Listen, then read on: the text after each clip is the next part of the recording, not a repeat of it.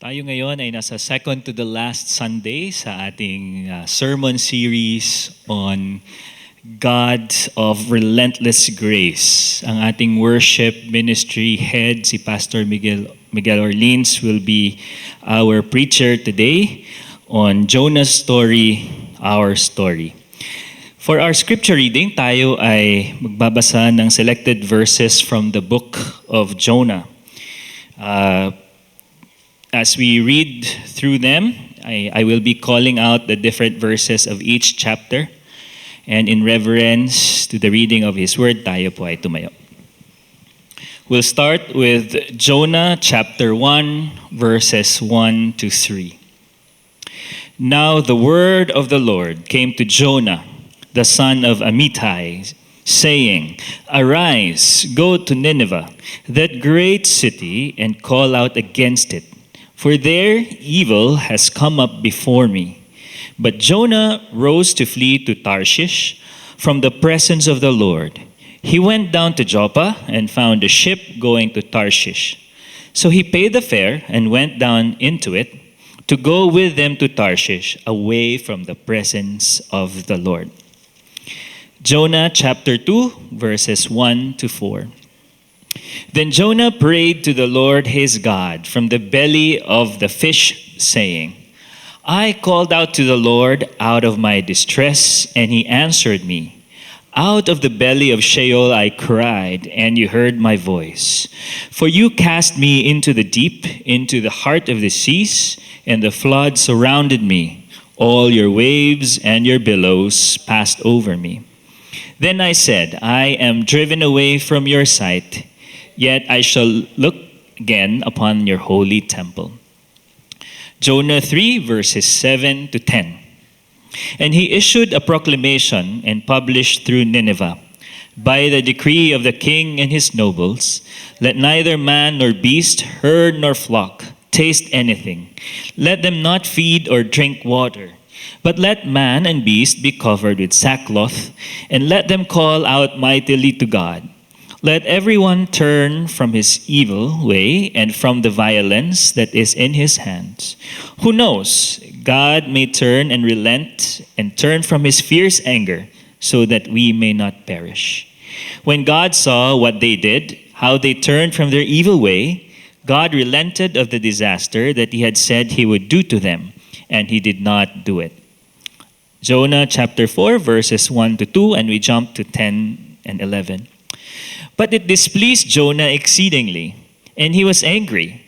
And he prayed to the Lord and said, O Lord, is not this what I said when I was yet in my country? That is why I made haste to flee to Tarshish, for I knew that you are a gracious God and merciful, slow to anger, and abounding in steadfast love, and relenting from disaster. Verse 10.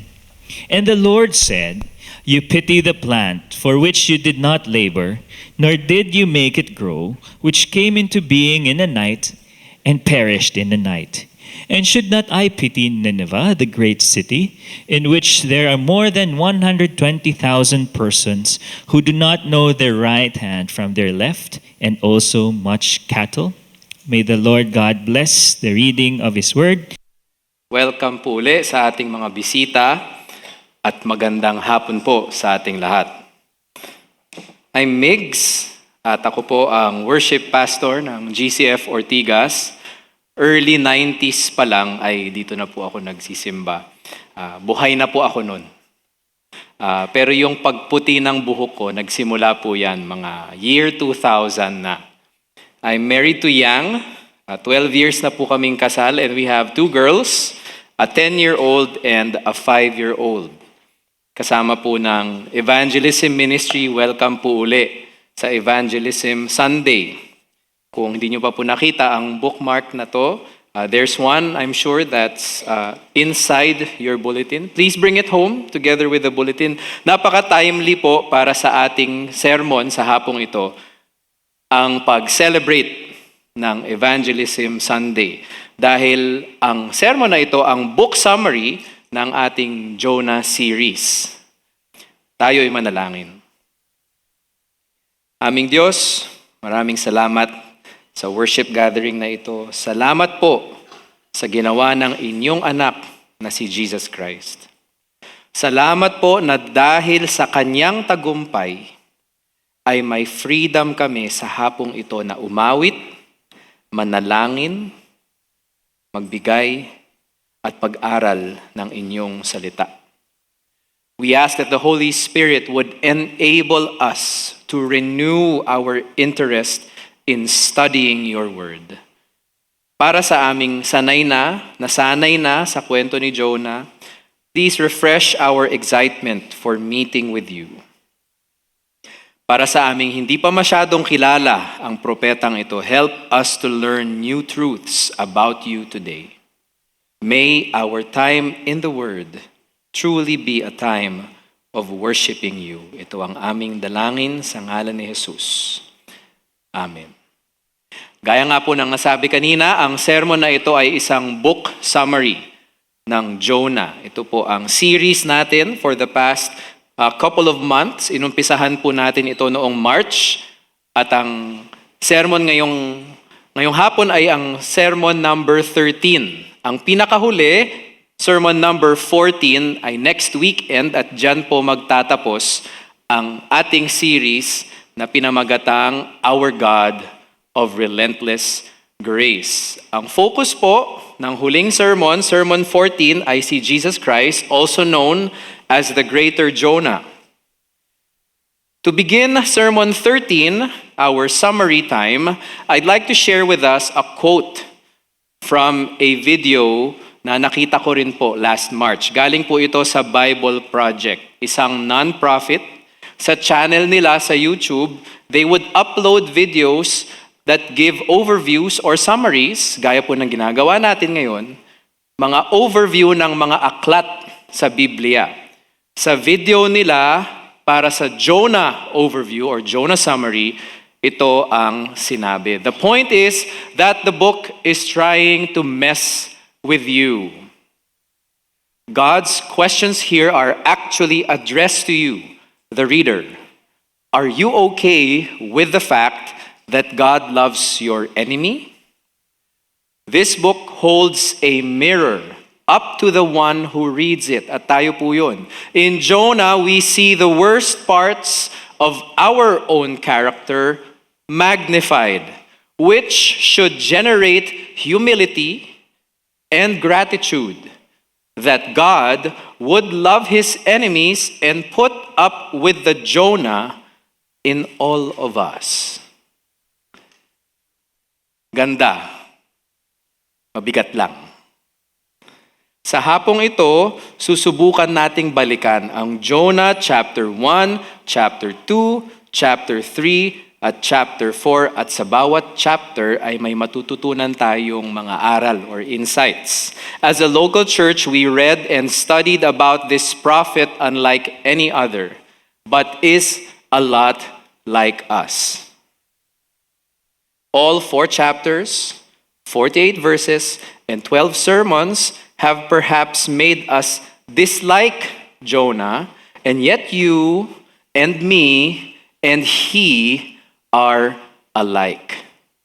How do we make sense of both the similarities and differences? Samahan niyo po ako sa pag-alala ng kwento ni Jonah.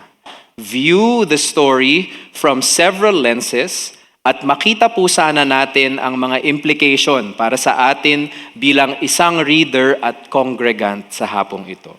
At ang panalangin ko po ay makita natin ang koneksyon ng buhay ni Jonah sa sarili nating buhay. 4 chapters, 4 insights, 4 different lenses. We can look at Jonah and we should look at ourselves, but we must return to the God of relentless grace. Ilang sermon na po natin narinig yan. But I hope and pray it is still real and true in our own lives, individually and as a church today. Bakit po? Dahil ang kwento po ni Jonah ay ang kwento ng bawat mananampalataya. We were running from grace, then rescued by grace, and now called to share grace. Insight number 1. obey the God that Jonah disobeyed. Obey the God that Jonah disobeyed. Chapter 1, verses 1 to 3. Now the word of the Lord came to Jonah, the son of Amittai, saying, Arise, go to Nineveh, that great city, and call out against it, for their evil has come up before me. Ito ang ginawa ni Jonah. Jonah rose to flee to Tarshish from the presence of the Lord. He went down to Joppa and found a ship going to Tarshish. He paid the fare, went down to it to go with them to Tarshish, away from the presence of the Lord. We revisit this from the lenses of what he should have done from the very beginning. Dapat sa umpisa pa lang, nakinig na siya sa Diyos at ginawa ang utos ng Panginoon. At siguro po, agree tayong lahat dyan. Bilang reader at congregant sa hapong ito, Jonah should have followed God's instructions. Simple lang. We might end up disliking him more, but let's retrace the steps. Balikan po natin yung mga ginawa ni Jonah para mas lumayo talaga siya kay Yahweh. Verse 2, Arise, go to Nineveh, utos ni Yahweh, that great city, and call out against it. For their evil has come up before me. But what did Jonah do? He rose to flee. Flee from where? The presence of the Lord. Meron ba talagang pwedeng takasan ang Panginoon?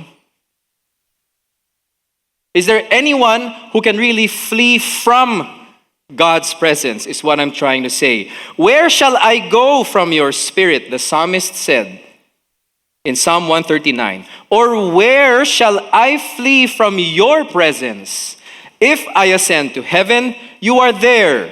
If I make my bed in Sheol, you are there. Ironically, ang Sheol ginamit din ni Jonah sa chapter 2 during his prayer, but we're not there yet. Nasa chapter 1 pa lang po tayo. If I take the wings of the morning and dwell in the uttermost parts of the sea, even there your hand shall lead me, and your right hand shall hold me. Verses 7 to 10. Tandaan po natin, propeta po siya. Matigas ang ulo, pero propeta. A prophet, just the same. Decisive and direct. Jonah was, as if to say, I will run away from you, Lord, to escape your presence. Pero hindi pa po siya tapos. May plano po siya. Verse 3, he went down to Joppa and then he found a ship going to Tarshish. Sino po dito ang naranasan ng lumayas? Don't raise your hand. Huwag niyo nang aminin. O nakapikit tapos. Nag-disobey na nga si Jonah, tapos nag-counterflow. Sa Metro Manila, maraming ganyan. No? Minsan di naka-hazard, minsan mag-hazard pag malapit nang bumalik sa lane. Minsan may mga pylon na malalaki, minsan maliit. Minsan bumubusi na lang. Nag-counterflow at gumastos pa ng pamasahe palayo. How deliberate do you want to be to disobey God? Prophets are not supposed to do this. Hindi to expected of prophets in the Bible. Ang propeta ng Diyos, nakikinig sa Kanya. They're supposed to follow because they have been privileged with a purpose. Napaka-distinct, napaka-unique, at napaka-special ng job description ng isang prophet. Here are a few examples. No? Mga alam na siguro natin to, pero balikan lang natin para makita natin kung ano yung pagkakaiba nila kay Jonah. Mga prophet na nakikinig at itong iisang prophet na to na lumalayo pa. Prophet Daniel, Daniel chapter 2. Sa kwento na to, chapter 2, successful na si Daniel sa pagsabi kay King Nebuchadnezzar kung ano yung napanaginipan niya. Sinabi muna niya, King, this is your dream, and King, this is what your dream means. The other wise men of King Nebuchadnezzar of Babylon, they could not do that. And this is what it says. If you do not make the dream known to me, ito yung instruction ni King Nebuchadnezzar sa wise men niya sa Babylon. There is but one sentence for you. You have agreed to speak lying and corrupt words before me till the times change. Therefore, tell me the dream, and I shall know that you can show me its interpretation. Ikaw magsabi sa akin kung ano yung napanaginipan ko. Daniel chapter 2, verse 9. At successful po si Daniel sa challenge na yan. Medyo pareho po sila ni Jonah dahil pareho silang outsider from where they were sent. Si Jonah pinadala sa Nineveh, si Daniel pinadala sa Babylon. No? Outsiders. So, ito po ang reward ni Daniel. Sabi ni King Nebuchadnezzar, truly your God is God of gods and Lord of kings, 46 to 48, and a revealer of mysteries, for you have been able to reveal this mystery. The king gave Daniel high honors and many great gifts and made him ruler over the whole province of Babylon, kahit outsider siya, and chief prefect over all the wise men of Babylon. Yung mga tinalo niya, yung mga hindi nagawa, yung pinagawa sa kanya ni Lord. This is the prophet Daniel. Next example of an obedient prophet, si Samuel. Kilala natin siya. He anointed King Saul, dethroned King Saul, at pagkatapos ni King Saul, si King David na. Ang instruction ni God kay Samuel, 1 Samuel 15. 1 Samuel 15, instruction ni Samuel kay King Saul. No? Dahil sa patuloy na pag-disobey ng haring ito. Has the Lord as great delight in burnt offerings and sacrifices as in obeying the voice of the Lord? Behold, to obey is better than sacrifice, and to listen than the fat of rams. For rebellion is as the sin of divination, and presumption is as iniquity and idolatry. This is the sentence. Because you have rejected the word of the Lord, he has also rejected you from being king. Tapos ka na, King Saul. Hindi ka kasi nakinig sa Panginoon. Ang nagsabi nun, si Prophet Samuel. The next chapter, si David na. Pinapunta ni God si Samuel sa tahanan ni Jesse. Si Jesse po ang ama ni David. Pinakita ni Jesse lahat ng mga anak niya, pero si David hindi pa. So nagtanong si Samuel, meron pa bang iba? Sabi ni Jesse, may isa pa. So pinalabas niya si David. He sent and brought him in. Now he was ruddy and had beautiful eyes and was handsome. Alam niyo po ba ang ibig sabihin ng ruddy? Having a fresh, healthy, reddish color or glow. In beauty terms, sabi sa akin ng asawa ko, glass skin. Magandang advice po ito para sa mga girl dad na gaya ko. No? Pag tinanong ako, Tatay, who should I marry? Ito ang sasabihin ko, anak, someone who's ruddy, has beautiful eyes, and is handsome. By the way, wala nang ganyang lalaki sa mundo ngayon. Joke lang. Pag namanhikan, ang sasabihin ko, are you ready to spend the rest of your life with my daughter? Balik na tayo kay Samuel. And the Lord said, arise, anoint him, for this is he. Then Samuel took the horn of oil and anointed him in the midst of his brothers, and the Spirit of the Lord rushed upon David from that day forward. And Samuel rose up and went to Ramah. End of job description. Last example, ito mas matindi. The prophet Nathan. Si Nathan ang sumunod kay Samuel. Si Nathan ang nag-rebuke kay David. Si Nathan ang nagsabi kay David, ito yung mali mo. At dahil sa kasalanan mong yan, ito ang mangyayari sa iyo. This is what he said. Thus says the Lord, the God of Israel, I anointed you king over Israel. I delivered you out of the hand of Saul, and I gave you your master's house, your master's wives, and gave you the house of Israel and of Judah. And if this were too little, I would add to you as much more. Why have you despised the word of the Lord to do what is evil in his sight? Wala naman si Nathan nung nangyari yung mga kalokohan ni David. But he told David everything that David did. You have struck down Uriah the Hittite with the sword, and have taken his wife to be your wife, and have killed him with the sword of the Ammonites.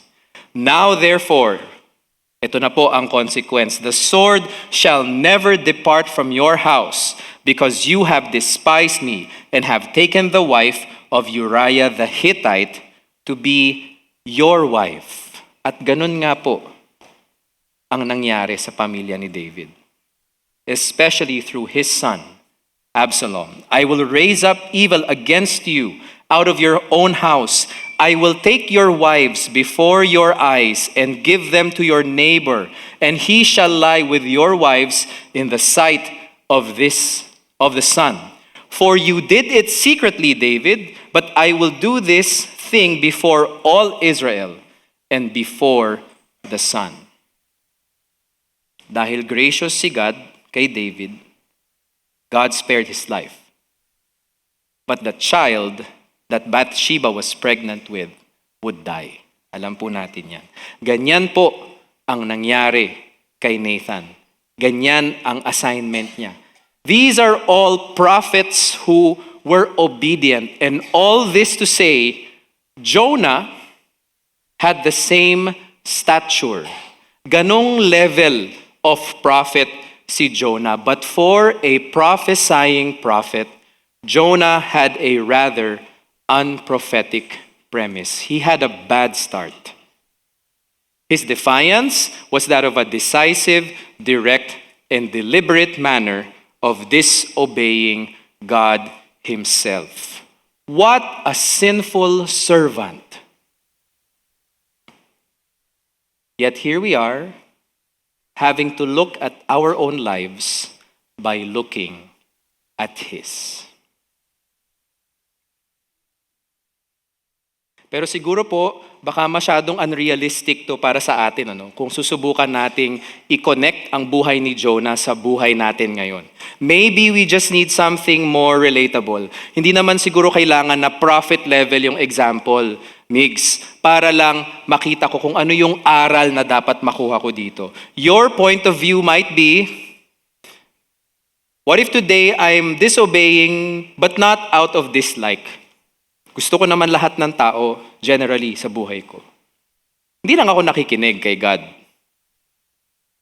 Hindi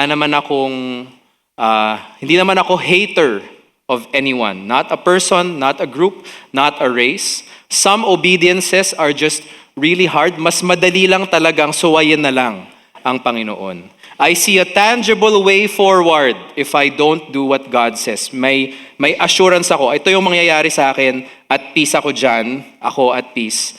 Pag hindi ko sinunod si Lord at pag ito yung ginawa ko. Kasi in the dark ako pag sinunod ko siya. May mga bagay na hindi ko na makikita, hindi ko na mape-predict, hindi ko na makokontrol pag sinunod ko siya.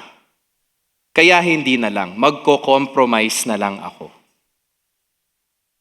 Maybe one of those or all of those is where we are at today.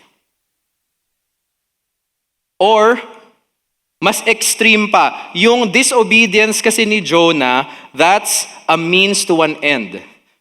Total, malapit nang matapos yung series natin, Justify, let's justify. Would the sailors on the ship still encounter the Lord if Jonah never went to them?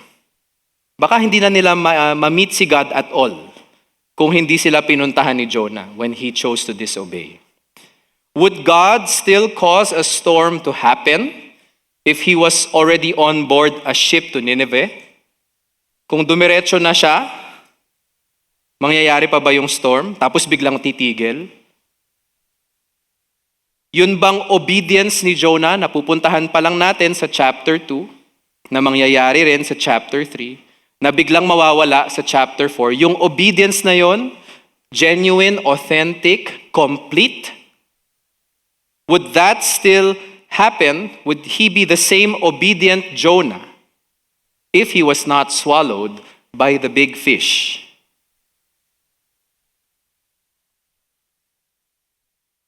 Mga ilang tanong pa po bago po natin matatapos ang insight number 1. Of the many times God has called us to do this or that, how often did we say yes or no? Which had peaceful outcomes and which did not? I am the Lord. Ang sabi naman po ni Prophet Isaiah, and besides me there is no Savior. I declared and saved and proclaimed when there was no strange God among you, and you are my witnesses, declares the Lord, and I am God. Let God, simply being God, be reason enough for us to obey. Makikita po natin sa screen a few lines of the last song that we sang, which for me are the hardest to really sing from the heart. Christ, our wisdom, we are humbled when you hide your ways from us. Help us trust when we grow weary. Free us from our anxious thoughts and give us grace to see more clearly, for you are God and we are not. Obey the God that Jonah disobeyed. Insight number 1. Number 2, pray the prayer that Jonah prayed. Sa chapter 2 naman po, ang makikita nating pag-flee ni Jonah ay yung admirable na pag-flee. Running away from rebellion and running towards rescue. Earlier we said he was decisive, direct, and deliberate in his defiance and disobedience. This time, we are able to revisit this chapter from the lenses of what was ideal for a prophet. One who respects, listens, submits, and surrenders to the Lord. He was respectful, the first description. Verse 1 and 2, Jonah prayed to the Lord his God, out of my distress, I called to the Lord. Pag ginugol nyo po ang salitang respect, may separation po yan. May makikita tayong separation between the giver of the respect, yung nagbibigay ng respeto, and the receiver, yung tumatanggap ng respeto. The one who is respecting and the one who is respected. Disobedient Jonah, thrown into the sea, swallowed by the fish, has now become the shower of the respect that is due the recipient of the respect. Jonah, I'm not God. I'm praying to you, Lord, my God. Finally, ginagalang na niya si Yahweh, and he did not stop there. Humingi pa siya ng tulong. Jonah, not God, am praying to you, Lord, my God, and out of my distress, I am calling out to you. Saklolo, Lord, respect. Ideal for a prophet. Pangalawa po, he listened. Verse 3. At ito po ang sabi niya, into the deep, into the heart of the seas, you cast me. All your breakers and your waves passed over me. Bakit niya kinailangang i-acknowledge kung kanino galing? Psalm 24, 1-2, the earth is the Lord's and the fullness thereof, the world and those who dwell therein.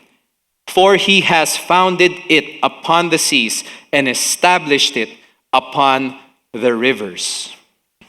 When we say listening, may acknowledgement po that there's someone else who is communicating something to you. Tinatanggap mo lang yung message. at may nakikipag-usap sa'yo. Someone is giving you a message, the message, all these messages, and being that person who receives it, ang kailangan mong gawin ay makinig. The messages that God sent to Jonah, the storm while he was still on the boat, the drowning once he was thrown from the boat, ang pag-appoint ng great fish to swallow him while drowning, and then miraculously staying alive for 3 days and 3 nights in the belly of the appointed great fish. Lahat yan, hindi pa yan tinatanggap ni Jonah, hindi pa niya pinakikinggan kung ano yung gustong sabihin ni Lord sa kanya. Sa chapter 1. Pero sa chapter 2, makikita natin sa prayer niya na nakikinig na siya. You made this happen, Lord, as if to say, you brought these to me. I hear you. I get it now. Listening. Ideal also for a prophet. Pagkatapos po, submission and surrender. Pagsasamahin natin po ito. Pagsasamahin po natin to because they go hand in hand. Then I said, verse 4, I am driven away from your sight, yet I shall again look upon your holy temple. While listening teaches one to pause, submission and surrender teach posture. And Jonah's posture here was admirable. He recognized that what he did was not acceptable in God's sight, and so he had to be driven away, as he said. And from that same posture, he also realized he needed to be acceptable in God's sight again. Pwede kasing dito na lang ako, driven away and that's it. Next time na lang. Pero na-realize po niya, kailangan niyang maging katanggap-tanggap uli sa Panginoon. Psalm 27:4, one thing have I asked of the Lord, that I will seek after, that I may dwell in the house of the Lord all the days of my life, to gaze upon the beauty of the Lord and to inquire in His temple. 3 days and 3 nights of his life, nakita ni Jonah ang dumi sa buhay niya. How unholy he was. At nakita niya ang pagiging banal ng Panginoon. The holiness of the Almighty. Why is it critical to take a closer look at verse 4? Dito po kasi natin makikita ang turning point na nangyari po sa buhay ni Jonah. He takes action in verse 9. He remembers the Lord in verse 7. But before that, he was finally on the right track. Because he went from fleeing from God's presence to fleeing to God's presence. And another psalm declares this, for a day in your courts is better than 1,000 elsewhere. I would rather be a doorkeeper in the house of my God than dwell in the tents of wickedness. Jonah was now choosing to do the right thing. Paano po? He was respecting, listening, submitting, and surrendering. Lahat po yan ideal for a prophet. All exemplified by Jonah. And he was at his best when he was in the center of God's will, inwardly and outwardly. Ironically, he was in his most rested state while his life was literally at stake, in the belly of the fish, but in the center of God's will. Siguro kanina, ayaw na natin siya. Siguro ngayon, gusto na natin siya. But the deeper irony here is like the obedient prophets, we too have been privileged for a purpose. Mahirap din ang buhay ng isang mananampalataya, but a purposeful one just the same. Understood to have a turning point of our own. If, like Jonah, we also look again to the Lord. Babalikan ko lang po ang binasa natin nung umpisa. Do we hold up that mirror and make Jonah's prayer our own? In the same way that preachers in Scripture are expected to be godly, do we expect it of ourselves as professing believers? Has our study brought us more to ourselves and the lessons for us? Or tumigil na tayo kay Jonah? Para kay Jonah lang yun, hindi yun para sa akin. Do we have a problem with these four? Hirap ba tayong mag-respect, makinig, mag-submit at mag-surrender kay Lord? Siguro pagdating sa respecting at listening, madali. Si God yan eh. Siyempre gagalangin ko yan. Pakikinggan ko yan. Pero pagdating sa pag-submit at pag-surrender, yung mga bagay na kailangan nang i-entrust sa Kanya, hindi na sa akin yan, Lord, sa'yo na yan. Hindi ko na susundan yung opinion ko, opinion mo na. Hindi ko na iisipin kung ano yung dapat nakakapagsaya sa akin. Yung pleasing sa'yo, doon na ako. Baka doon po tayo nahihirapan. Baka yun po yung ayaw nating gawin. I challenge us to pray the prayer that Jonah prayed. And even say to God, gaya po ng ating inawit, Christ our wisdom, be our gladness when we fail to understand. You ordain all joy and sadness to fulfill your perfect plan. At makakanta po natin yan. Dahil gaya po ni Jonah, we were running from grace, then rescued by grace, and now called to share grace. Number 3, share the message that Jonah shared. Jonah chapter 3. Share the message that Jonah shared. We revisit this from the lenses of those who were recipients of the call to repentance. Baliktad naman po. Even the shortest gospel message can cause one to repent, and God is loving to relent. Gaano po bang kaikli ang naging mensahe ni Jonah? Chapter 3, verse 4. Yet 40 days, and Nineveh shall be overthrown. By the time Jonah's message reached the king of Nineveh, may mga ilan nang tumanggap sa Panginoon. May mga ilan nang nagrepent. Pero nung umabot na kay Jonah, the rest of Nineveh believed. The impact became more widespread. There was an immediate reaction to turn away from sin and from him and all of Nineveh. Just like how God chose to rescue Jonah when he repented in chapter 2, God chose to save everyone in Nineveh who repented as well. When God saw what they did, verse 10, how they turned from their evil way, God relented of the disaster that he had said he would do to them, and he did not do it. Isa lang po ang kinailangang maniwala. May mga nauna, but with this one person who heard that one message, the rest of the city repented. This is very similar to the encounter of Jesus Christ with the woman at the well.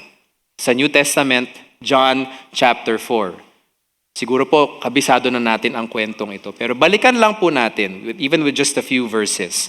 Jesus Christ, tired from walking, sat by the well, needed a drink, and asked the woman who came, hindi niya kilala yung babaeng yon, give me a drink. The apostles were not there. They went to get food somewhere. Verse 9, ito po ang tanong sa kanya, ni woman from Samaria. How is it that you, a Jew, ask for a drink from me, a woman of Samaria? Bakit po ito controversial? Or bakit siya nagtaka? Kita po yan. Nakikita po natin yan sa verse 9. For Jews have no dealings with Samaritans. Jesus continues. He takes the conversation deeper from drinking water, give me a drink, to living water. At ito ang sinabi niya, you are right in saying, I have no husband. Verse 17, for you have had 5, and the one you now have is not your husband. Hanggang sa matapos po ang kwentong ito, hindi na natin nalaman kung ano yung pangalan ng Samaritan woman na ito. But Jesus is focused and he defines for this woman, explains what worship really means. The hour is coming and is now here. Verse 23, when the true worshipers will worship the Father in spirit and truth, for the Father is seeking such people to worship him. God is spirit, and those who worship him must worship in spirit and truth. Si Miss Samaria, sabi niya, I know that Messiah is coming, he who is called Christ. When he comes, he will tell us all things. At ito na po ang reveal ng Panginoon. I who speak to you am he. Ano po ang ginawa ng Samaritan woman? Verses 28 to 30.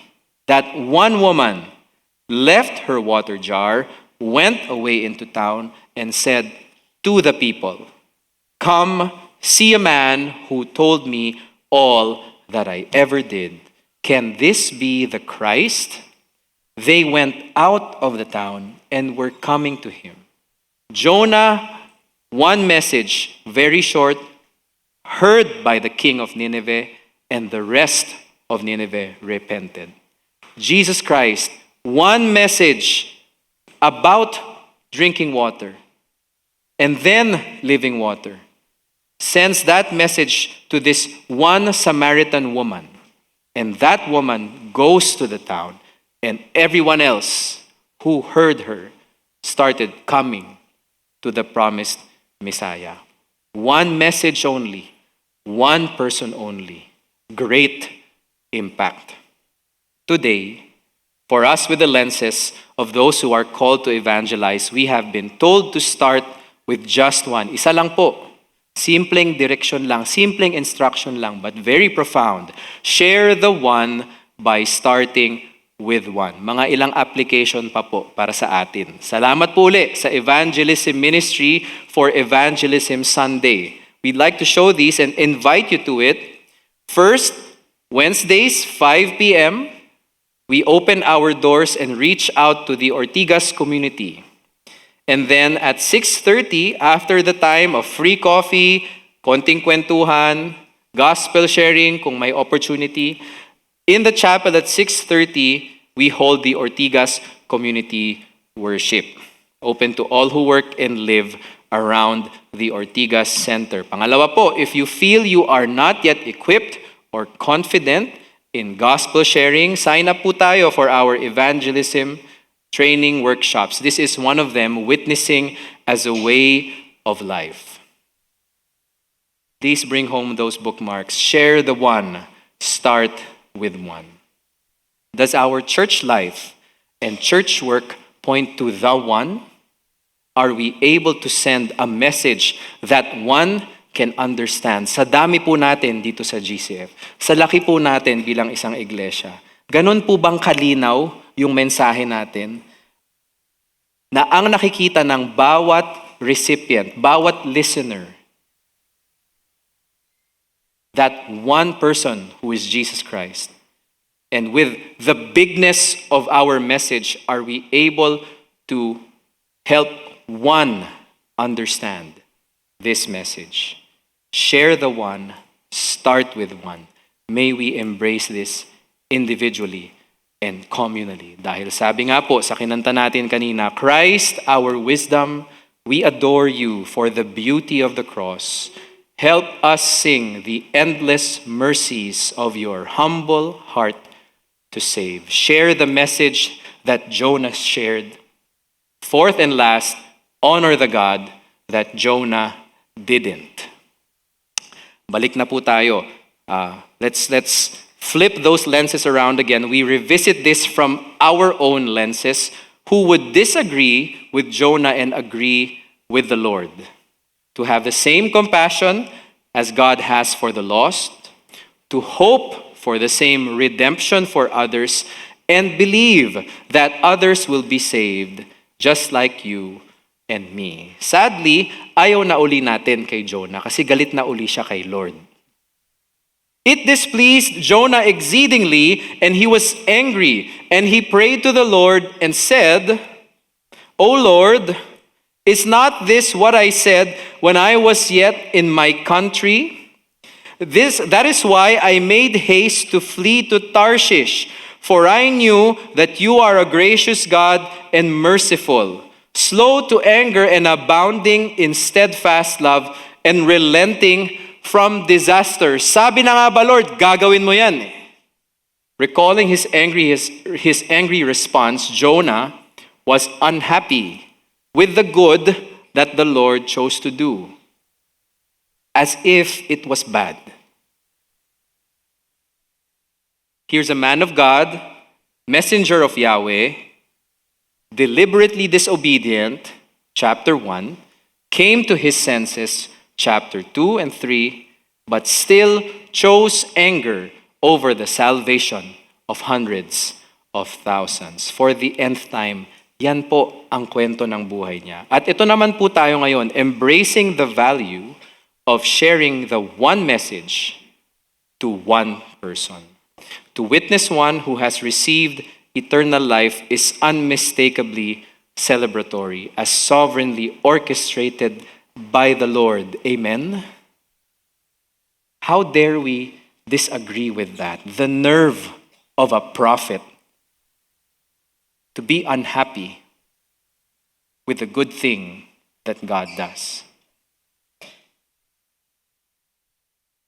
Do we have moments in our lives, siguro po hindi naman, wala namang kinalaman sa salvation ng ibang tao. No? Hindi ko lang talaga siya gusto. Wala lang akong closure with this person, with this group. I just don't want anything to do with them, Migs. And I can't be happy for them. I cannot bring myself to celebrate whatever it is that they're celebrating. Let's say may nakita kayong nag-attend sa Ortigas Community Worship. No? Pagkatapos niyong bumaba sa booth, sa Share the One booth, dala niyo yung bookmark. Grabe ang plug, no?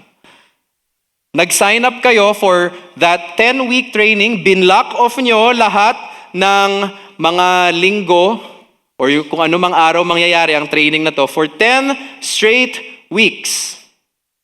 Nakaplano na yan. At natapos nyo yon. Perfect attendance. Finally, ito na. The Lord gives you an assignment. Suddenly, your Wednesday night is free. Pumunta kayo sa Ortigas Community Outreach. Kasi may libreng kape. Kasama naman yung mga mag-share doon sa free coffee.